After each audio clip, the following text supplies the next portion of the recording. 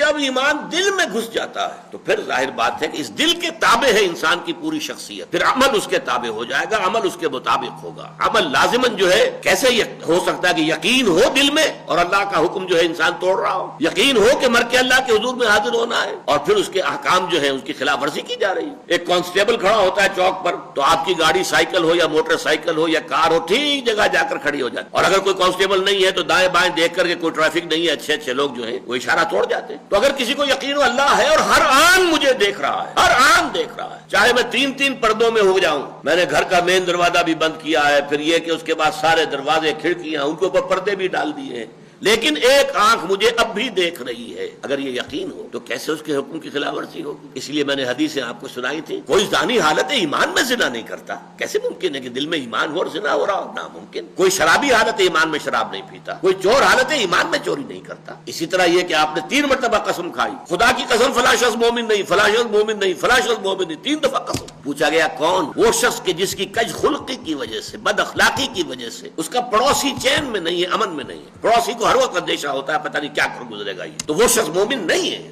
وہ نمازی ہو، وہ روزے دار ہو، وہ متقی ہو، وہ داڑھی والا ہو، سب کچھ ہو، لیکن یہ کہ اگر پڑوسی امن میں نہیں، چین میں نہیں ہے تو وہ مومن نہیں ہے، نہیں ہے، نہیں ہے۔ تو آپ بتائیے ایمان اور عمل صالح کو کیسے ایک دوسرے سے جدا کر دیں؟